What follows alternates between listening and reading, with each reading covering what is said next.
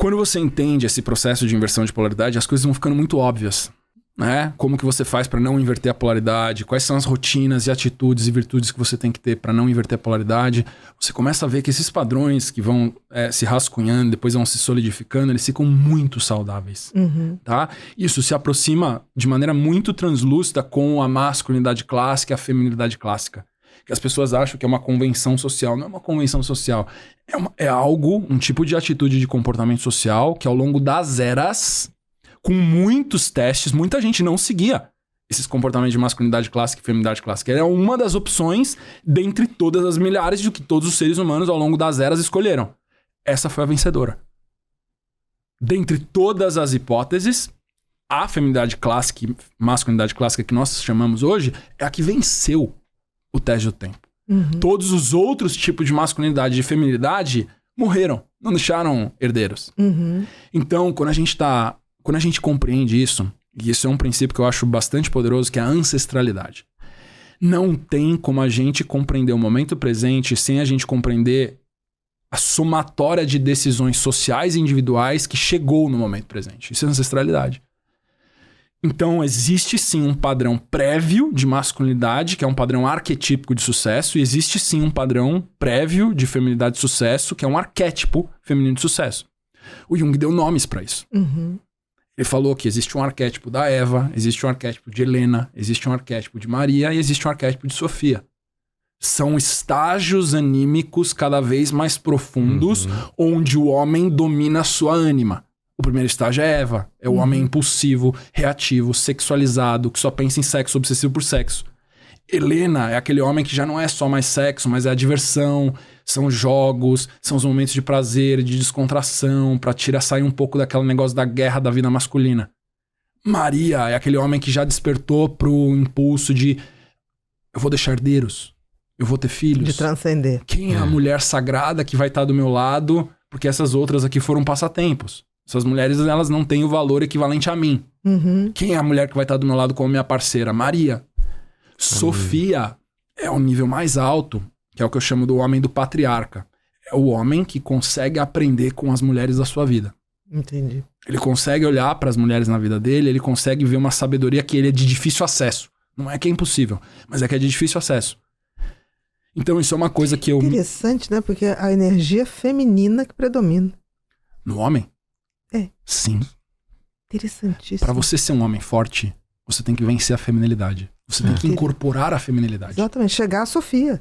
Chegar a Sofia. O topo mais alto. Então, exato. na realidade, a energia ânima, ela é feminina. Ela é totalmente feminina. Ela eu chamo de fêmea cósmica. Fêmea cósmica. Porque é do tamanho do cosmos, é infinita. Então você consegue integralizar a ânima até onde você alcança, a profundidade que você alcança. Você nunca vai conseguir dominar totalmente a ânima. Mas o patriarca, esse homem que chega num nível de sofisticação da sua masculinidade, que ele consegue ir nas profundezas da ânima. Ele consegue extrair pérola da sombra. Isso é chegar em Sofia. É quando você consegue, no meio do, vamos dizer, um caos afetivo que tá acontecendo no seu dia a dia. Tipo, você tá, às vezes, seu filho tá gritando, tá com dificuldade de pagar as contas, não sei o que lá, e a sua mulher no meio da janta solta uma pérola e você fala assim, cara, eu acho que isso é a resposta pros meus problemas. Isso é uma fotografia, um filme do que um patriarca é. Entendi. Ele consegue extrair algo de um lugar muito inusitado.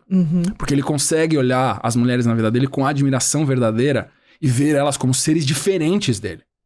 Porque ele sabe quão difícil é ser mulher. Entendi. É muito louco isso. Então, na realidade, os homens mais energeticamente assentados, né, mais maduros. Mais maduros, que não tem a ver com idade, tem a ver com ânima. Né? O domínio da ânima. Com esse domínio da ânima, jamais cometem feminicídio. Nunca. Não existe isso. Não existiria isso. Não existe porque o homem, quando ele mergulha na sua ânima, ele começa a entender com muita profundidade a energia feminina, aí ele cria uma reverência por ela. Entendi. Um respeito. Um grande respeito. E ele vê que aquilo tá totalmente conectado no seu poder de masculinidade. Ele fala assim, nossa, pra eu dominar mais feminilidade, eu tenho que ser mais homem. Eu tenho que ser mais homem. Então ele tem que virar mais homem pra dominar... essa escala. Pra conseguir mais fundo na ânima. Essa é a enantiodromia do Jung, onde eu preciso fortalecer minhas virtudes masculinas para eu conseguir entrar lá nas sombras da ânima. Senão ela me devora. A fêmea fatal do Jung, ele falou muito claramente isso. Ele falou assim, se você for para uma profundidade que você não tá pronto, degeneração psicopatológica. Começa com uma neurose e piora daí para infinito. Então o processo é desenvolver a virtude e mergulhar na sombra. Desenvolver a virtude e mergulhar na sombra. Esse homem, para chegar nessa profundidade de alcançar, por exemplo, a Sofia, a detentora da sabedoria é Sofia.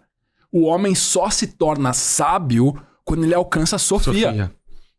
Perfeito. Só que antes, ele precisa passar por Eva, que é uma guardiã, que é a sexualidade. Essa é a primeira. É a que traz tudo. É a primeira. É a que abre. Abre o caminho. O primeiro desafio do homem é dominar a sexualidade.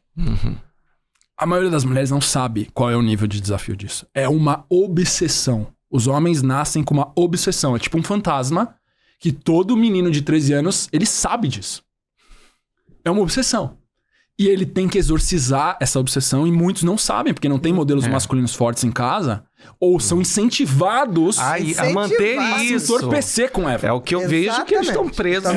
Vou levar ele no prostíbulo lá, não sei o que lá. Se fazia. Reforça isso. Reforça. Então ele fica ali achando que ali é o lugar. Você entrou na puberdade, é a profundidade que vai. Você entrou na puberdade, você vai ganhando os presentinhos ali, né? Então, e aí a gente tá falando da primeira porta, a ânima de Eva. E depois que você passa, você tem Helena. Então a gente tá tendo uma fase onde essa sociedade mais liberal, né, com certos grandes limites de comportamento e tudo mais, onde existe um movimento compensatório acontecendo por trás também, que é o quê? Os homens, eles estão na massa, tô falando, descobrindo Helena. Agora, a massa tá descobrindo Helena agora. Então, parece que tá tendo uma degeneração geral, mas na verdade a massa está amadurecendo. Entendi. Saiu de Eva, na direção de Helena. Porque ficou tão fácil pro homem conseguir satisfação sexual hoje?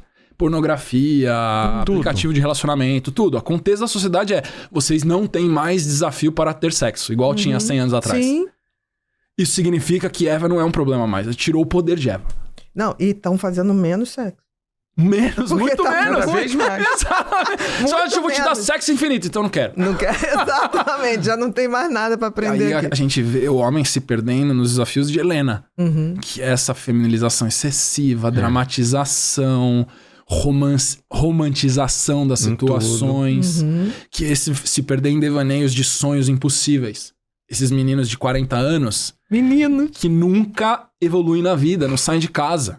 Isso é a armadilha de Helena, sem dúvida nenhuma. E aí a gente tem a massa aqui.